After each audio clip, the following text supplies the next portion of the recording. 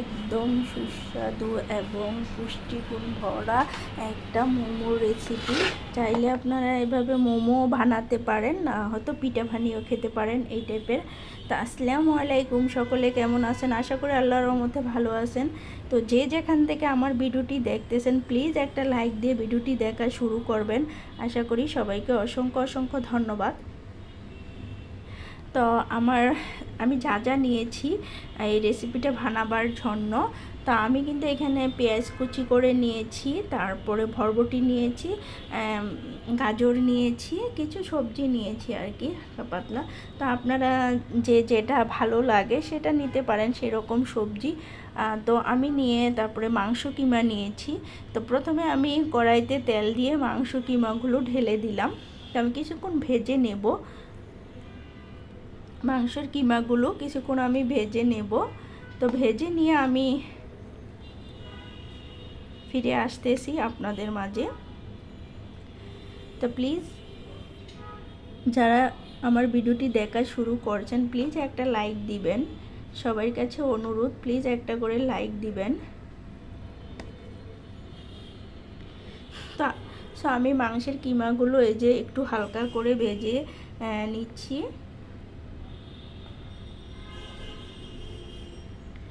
তারপরে এখানে আমি এক এক করে সব ধরনের সব কিছু দিয়ে দেব।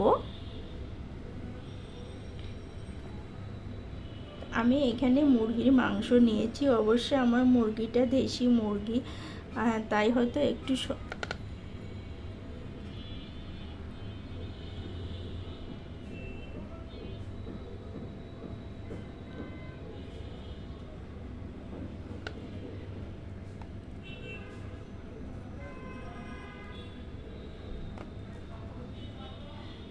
তো আমি মাংসগুলো একটু হালকা করে ভেজে তারপরে আমি এখানে পেঁয়াজ কুচিগুলো দিয়ে দিয়েছি।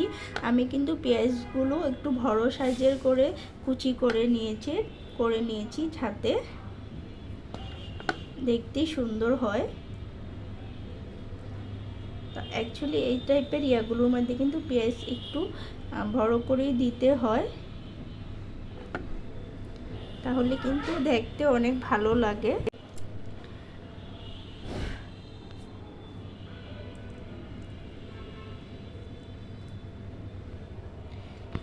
তো আমি এখানে একটু ধনিয়া ফাঁকি, জিরা ফাঁকি, তারপরে গোলমরিচের গুঁড়া দিয়ে দিচ্ছি। দিয়ে আমি ভালো করে একটু নেড়ে ছেড়ে নেব।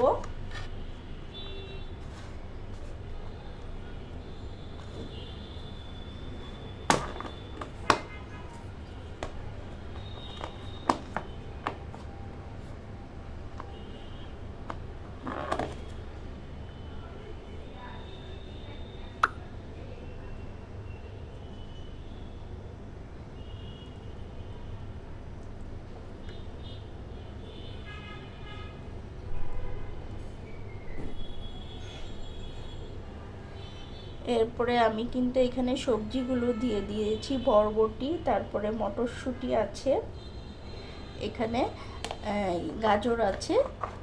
তো এগুলো দিয়ে আমি এখন লবণ দিয়ে দিলাম, দিয়ে একটু নেড়ে ছেড়ে ভেজে নেব ভালো করে।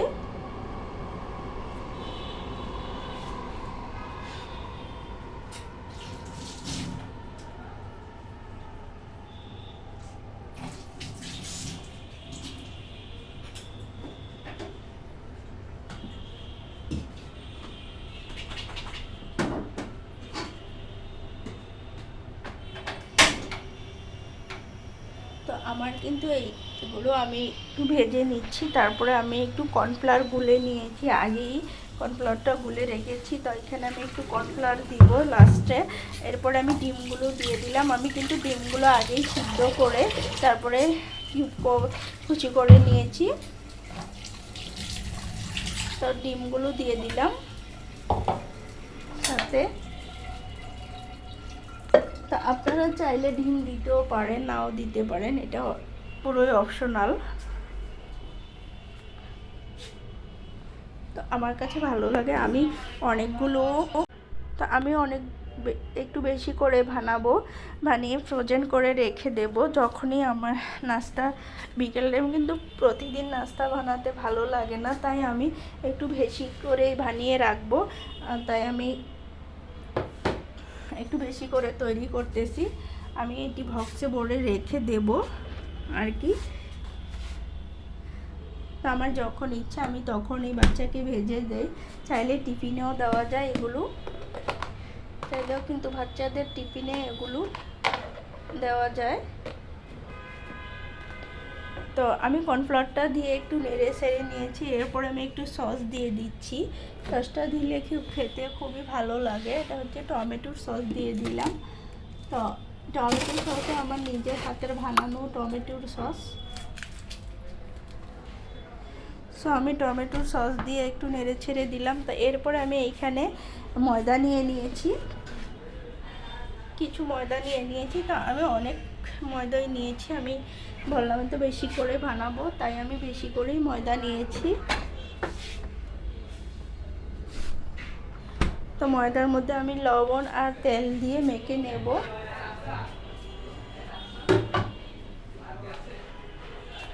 তো তেল দিয়ে আর এ দিয়ে আমি একটু ভালো করে মেখে নিব।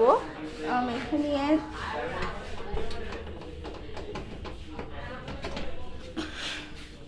এই যে সাথে আমার মেয়ে কোনো কিছু করতে নিলে খুবই ডিস্টার্ব করে, কাজের মধ্যে খুবই একটা ঝামেলা অনেক করে। তো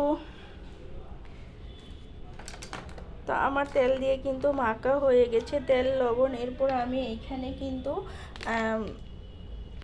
অল্প অল্প পানি দিয়ে রুলটা বানিয়ে নেব খুব সুন্দর করে, একদম মসৃণ মুলায়ম করে বানিয়ে নেব।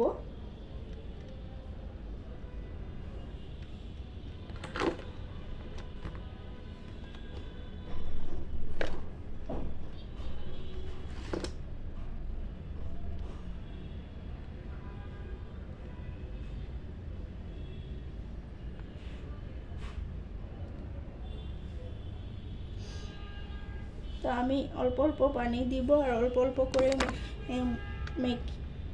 মেখে নেব।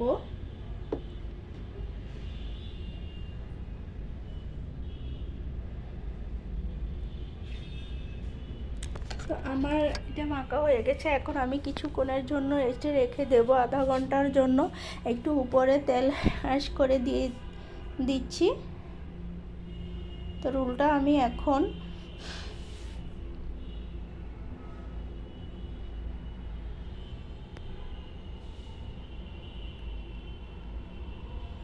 করে রোলটা আমি এখন রেস্টে দিয়ে দিলাম। তো ঢাকনা দিয়ে আমি ঢেকে দিয়েছি। আধা ঘন্টা পর ফিরে এসেছি। আমার কিন্তু রোলটা অনেক সুন্দর হয়েছে। তো এখন আমি কিন্তু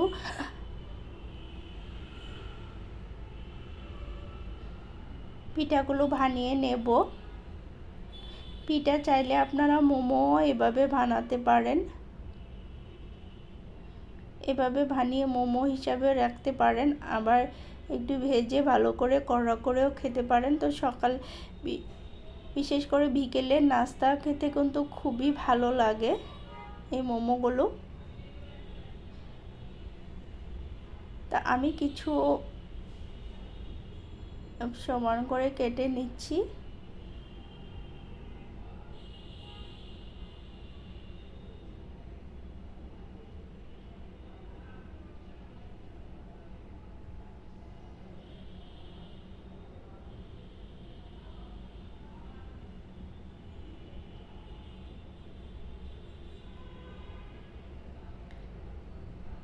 এরপরে আমি সেগুলো বেলে নেব, বেলে নিয়ে তারপরে পুরটা ভরবো।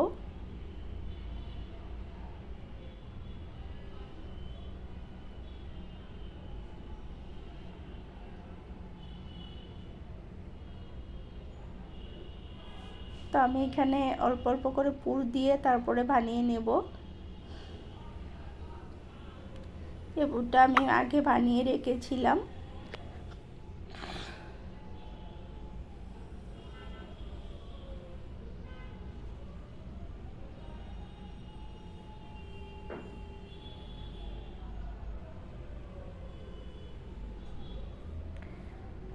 এইখানে আমি এইভাবেই সবগুলো এক এক করে বানিয়ে নেব।